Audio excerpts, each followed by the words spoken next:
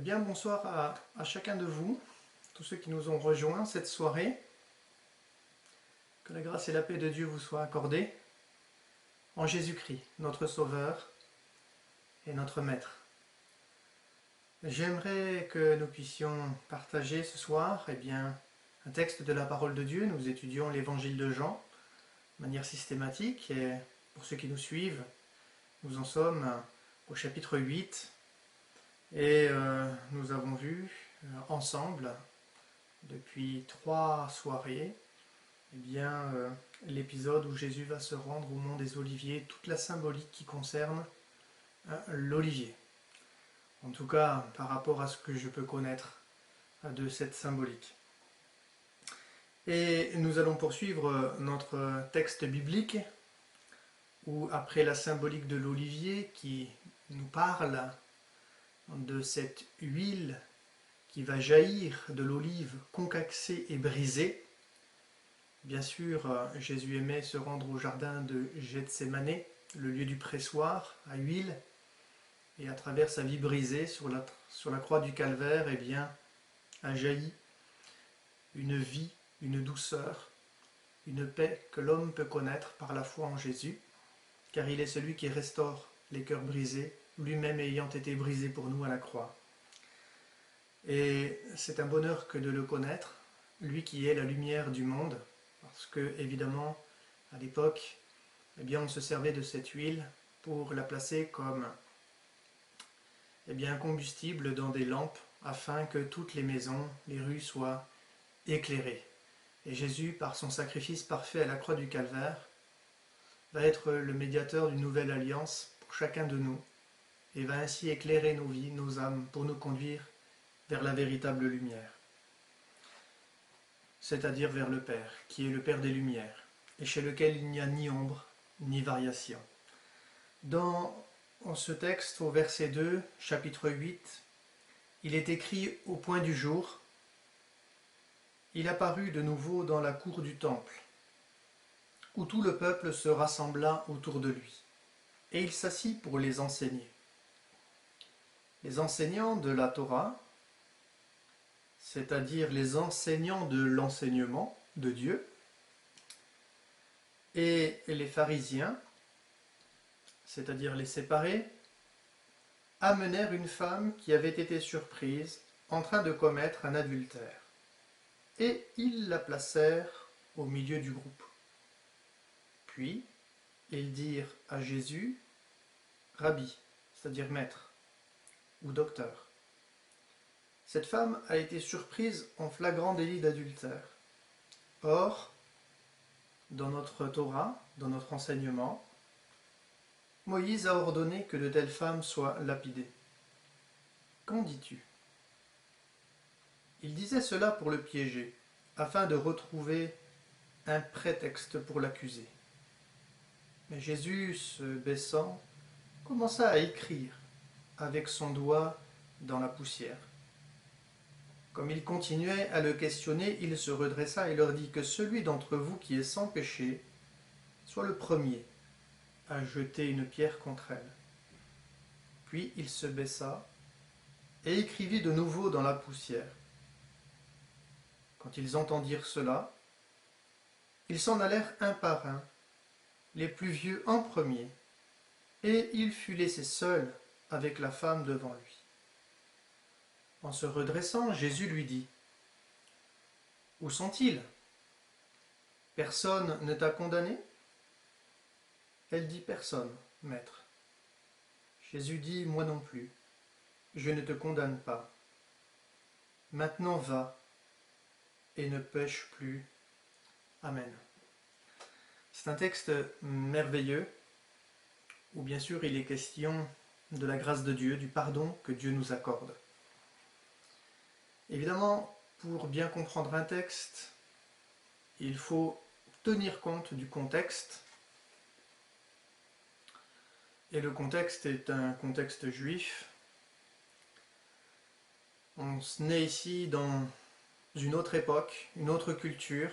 L'action se passe en Israël, dans une société moyen-orientale.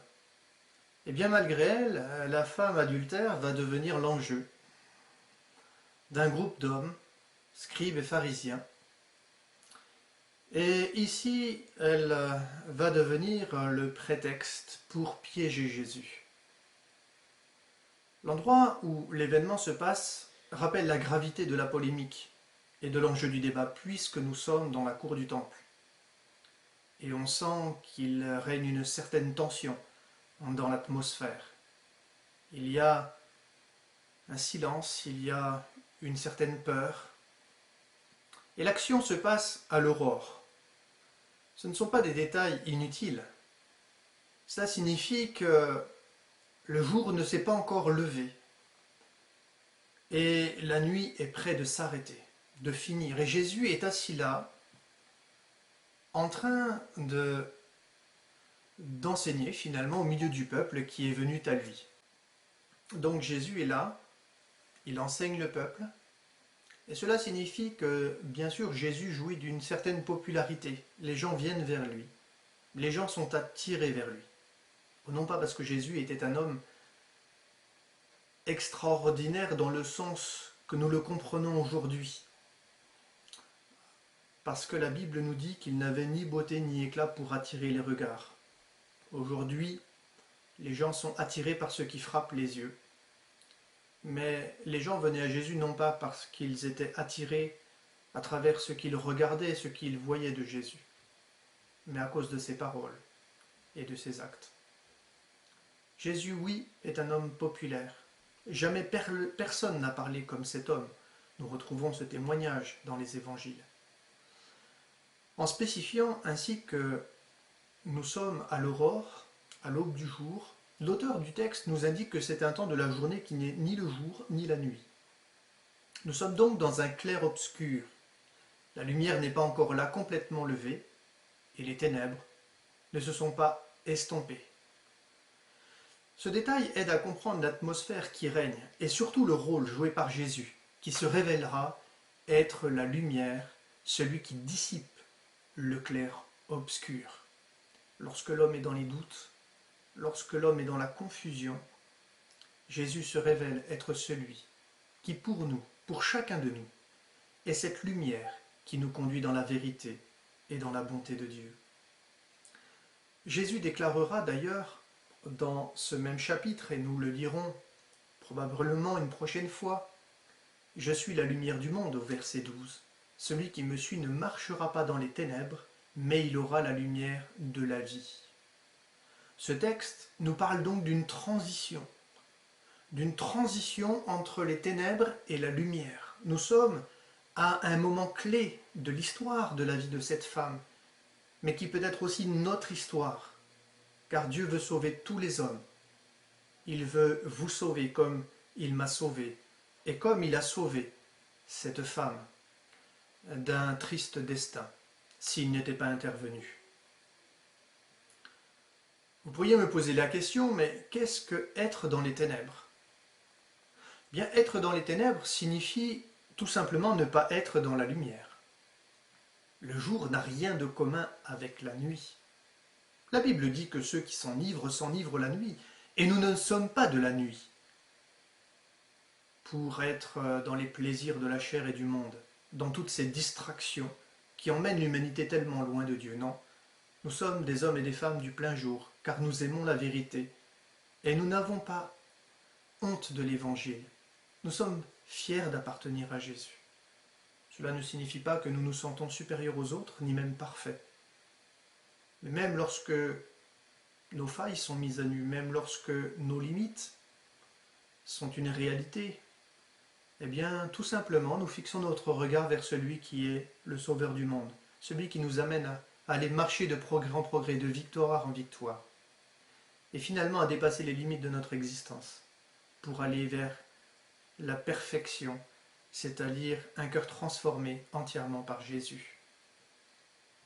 Oui, Jésus est la lumière du monde, et celui qui le suit ne marchera plus dans les ténèbres, il ne vivra plus dans les ténèbres, c'est-à-dire que le mal ne dominera plus sur lui.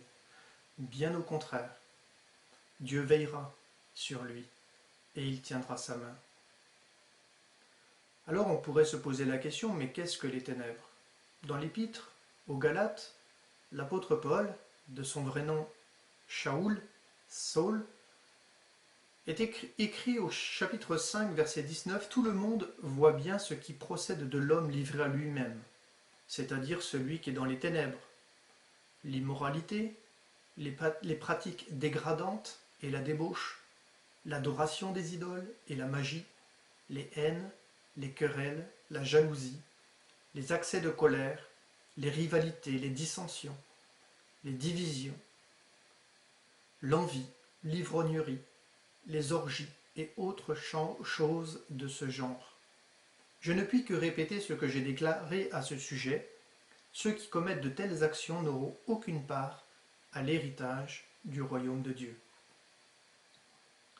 Si le péché a régné jusqu'à aujourd'hui sur vous, c'est-à-dire si le mal a dominé sur votre vie, si tout ce qui vous éloigne de Dieu a conduit votre cœur dans l'état où vous êtes aujourd'hui, c'est-à-dire un homme et une femme perdus, Dieu qui est riche en son amour veut et peut vous délivrer de la puissance des ténèbres, comme il l'a fait pour ma propre vie et dans la vie de tous ceux qui se sont confiés en lui.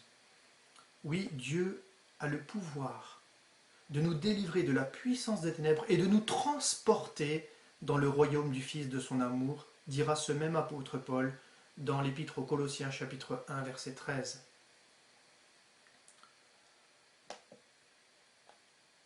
Par la foi en Jésus, chacun de nous pouvons vivre une expérience unique. Passer de la confusion, du clair-obscur, de l'incompréhension, de notre raison d'être dans notre vie ici-bas, afin de découvrir le vrai sens à notre vie et de découvrir l'amour de Dieu, l'amour du Père. Pourquoi résister à son amour? La Bible dit que l'amour de Dieu bannit la crainte, c'est-à-dire la peur de la mort, la peur de l'avenir. Quand notre vie est dans ses mains, tout change. Et le cœur de l'homme est dans l'espérance et la confiance. Jésus se trouve à Jérusalem. Ici, eh bien, ce texte nous parle d'un événement qui se déroule au temple même. Non seulement il est dans la ville sainte, cette fameuse ville qui est le cœur de la religion juive, mais au-delà même du peuple juif, Jésus est au cœur de ce cœur.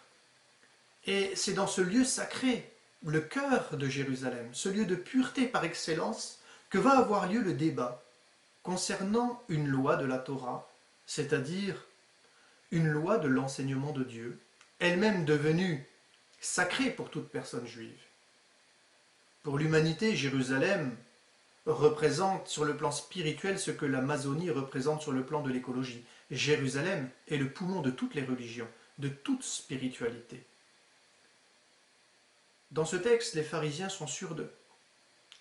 Si Jésus disculpe la femme, eh bien malheureusement, il va s'opposer alors en conséquence à la loi de Dieu donnée à Moïse.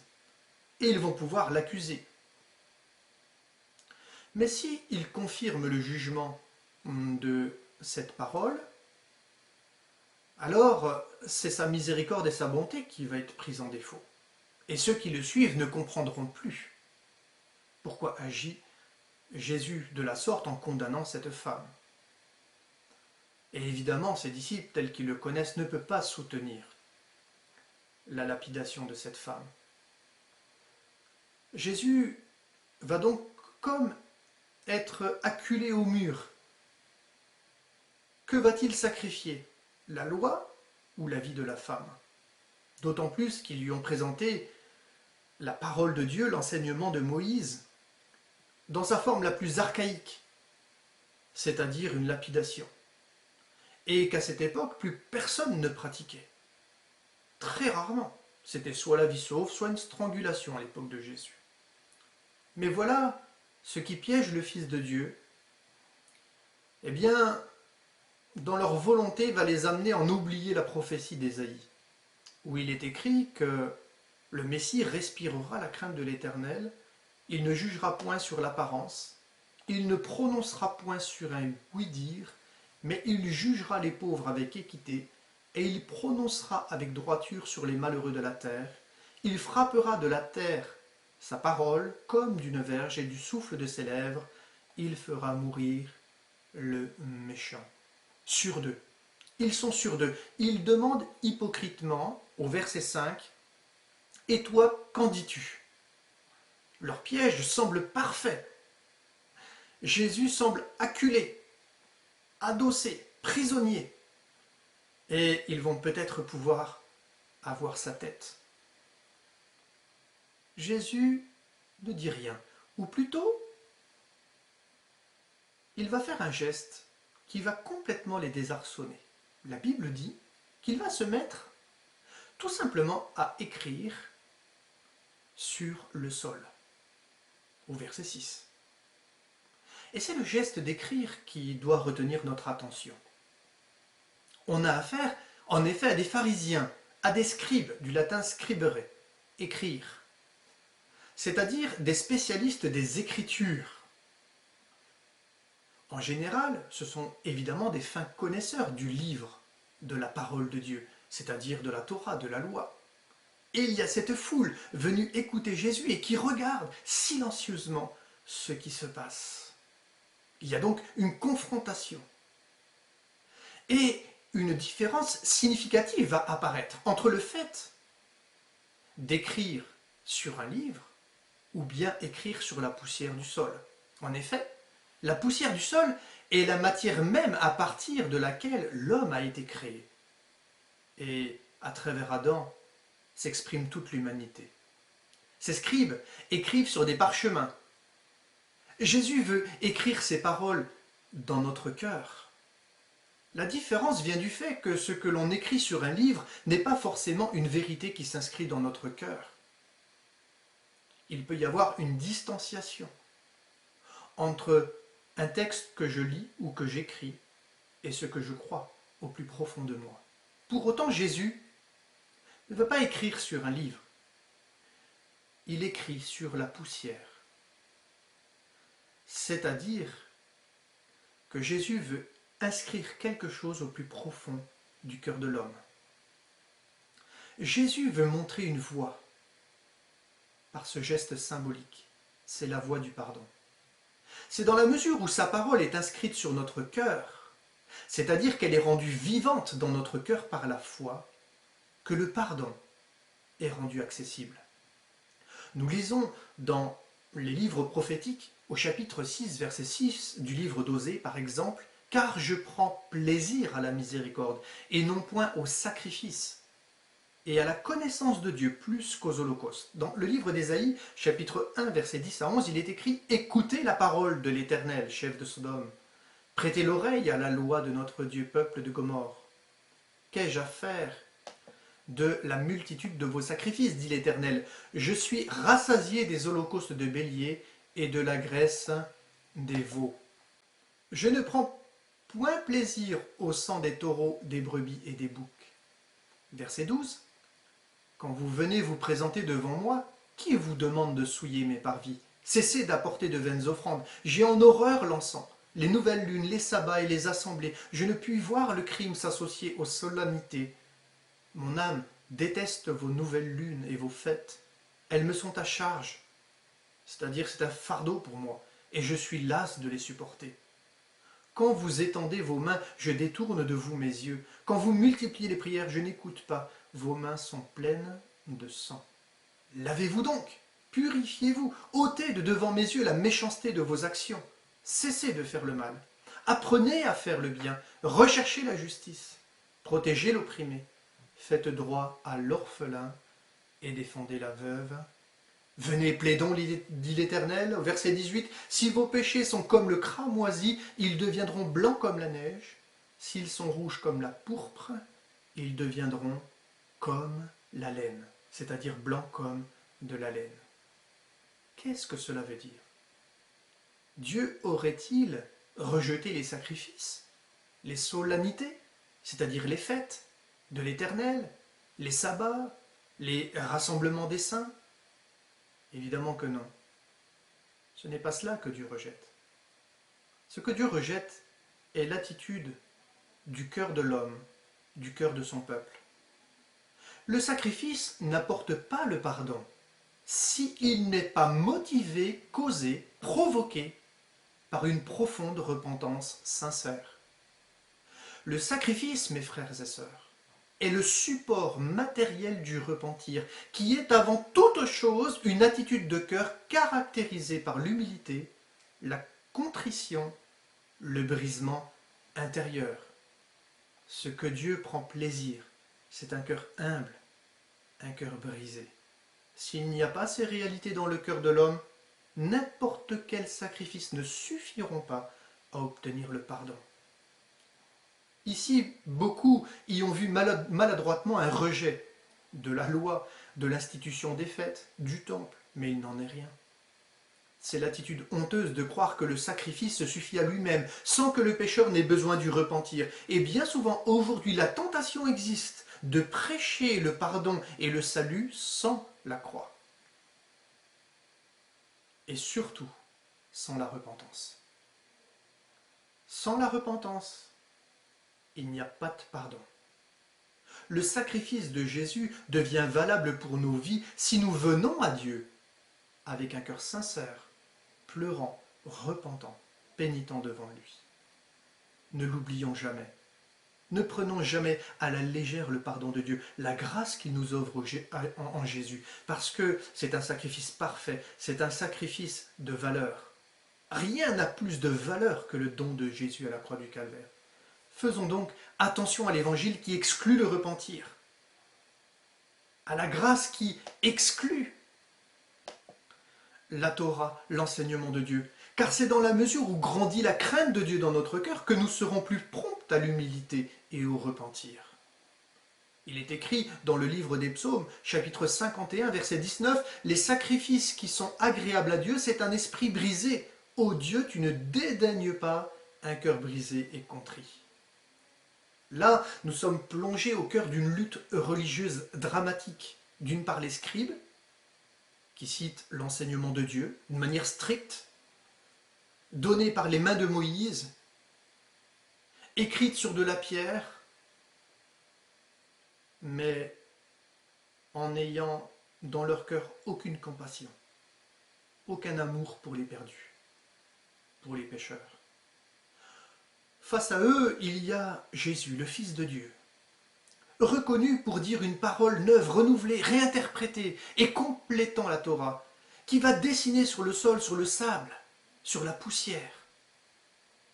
D'un côté, un enseignement divin inscrit sur de la pierre et de l'autre, un enseignement oral, écrit sur une terre d'argile poussiéreuse pour chacun de nous aujourd'hui.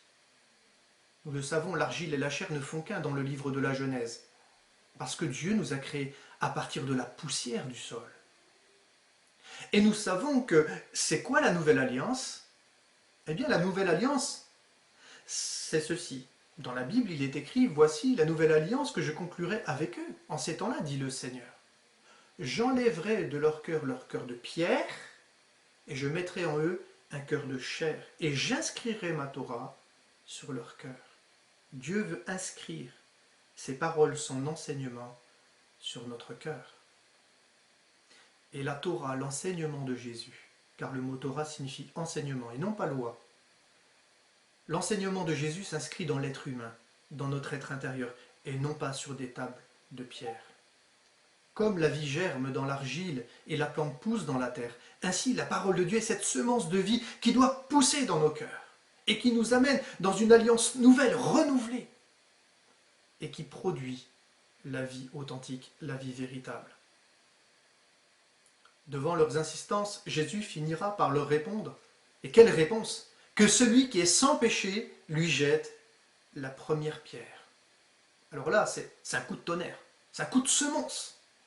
Là, dans ce temple, les raisonnements sont bousculés et les accusateurs sont accusés en eux-mêmes. C'est vrai que dans le texte du Lévitique, chapitre 20, verset 10, ou Deutéronome, chapitre 22, versets 22 à 24, il est exigé que l'homme et la femme adultères subissent les deux le châtiment mortel. Or, où est passé l'homme? Où sont les témoins? Jésus connaît parfaitement, évidemment, l'enseignement de Dieu. Il connaît parfaitement la loi, la Torah. Pourquoi? Parce qu'il est lui-même le parler de Dieu. Néanmoins, il propose aux accusateurs une introspection intérieure. Finalement, dans ce lieu où se déroulent les sacrifices expiatoires pour les péchés, n'est-il pas juste, avant d'être si prompt à juger les autres, de s'examiner soi-même pour savoir si notre vie est en règle avec Dieu? Jésus propose aux personnes se pensant pures et justes au regard de cette même Torah et de ses exigences en matière de sainteté de jeter la première pierre. Nous remarquons d'ailleurs dans ce passage que ni les pharisiens, ni les scribes, ni les lévites, ni le peuple, personne ne va entrer en contestation avec Jésus. Celui seul qui peut compter les péchés et peser nos cœurs, c'est le Seigneur lui-même. Qui sommes-nous pour accuser les autres? Nous sommes tellement indignés devant tel ou tel crime abominable, mais la Torah, la parole de Dieu, nous place devant chacun de nos crimes, devant chacun de nos délits, devant la réalité d'un cœur si mauvais qui a besoin d'être changé et transformé par la puissance de l'Évangile. Jésus met en évidence un principe simple qu'énoncera Paul aux Romains. Tous ont péché et sont privés de la gloire de Dieu. Il n'y a pas un juste, pas même un seul. Nous sommes tous coupables devant le Seigneur, car tous nous avons péché. L'habilité de Jésus est extraordinaire. Les accusateurs deviennent les accusés. Et de juges, ils deviennent les jugés. Jésus les connaît bien. La Bible nous témoigne que Jésus dénonçait leur hypocrisie.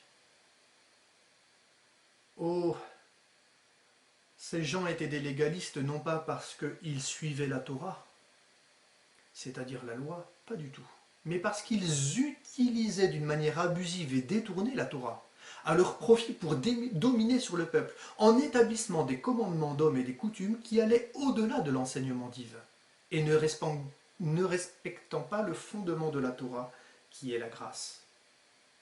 Oui, comme il est écrit dans le psaume 119, la grâce de ta Torah.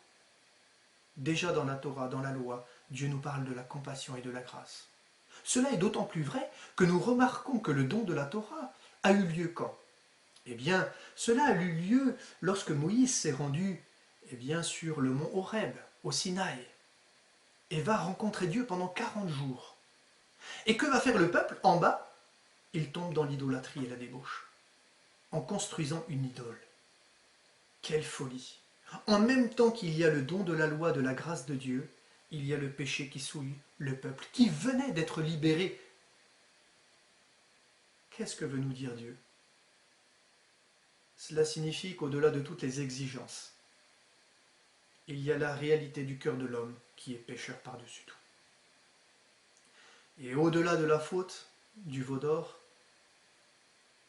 qui appelle à la mort du pécheur, eh bien là se démontre la bonté et la justice de Dieu. La loi n'a pas été donnée pour que la mort agisse, bien au contraire.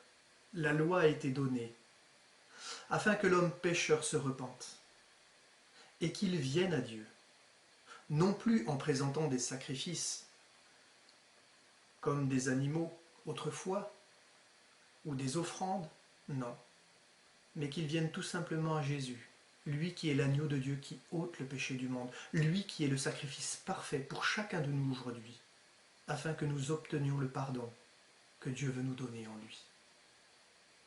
Nous bénissons le Seigneur et que Dieu nous accorde la grâce de vivre dans la même miséricorde. Car ce n'est pas parce que nous sommes enfants de Dieu par la foi que nous devons avoir un regard de juge sur le monde.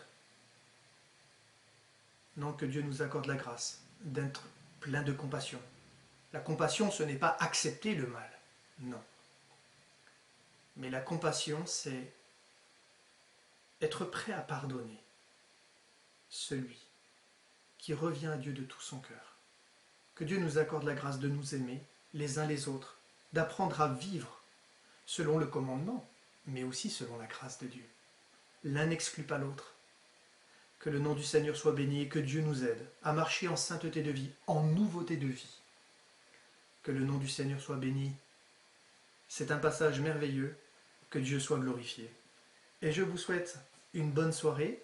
Nous nous retrouverons évidemment jeudi soir, 19h30, pour un temps de partage et d'exhortation, et dimanche, pour notre culte à 11h. Que Dieu vous bénisse et bonne soirée. Au revoir frères et sœurs, au revoir amis, au revoir vous tous qui nous avez rejoints.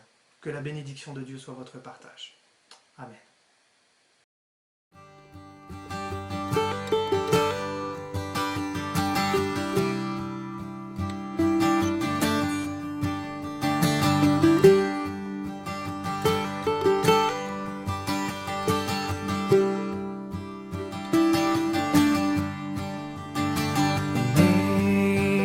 Amazing grace, how sweet the sound that saved a wretch like me. I once was lost, but now I'm found. Was blind, but now I see.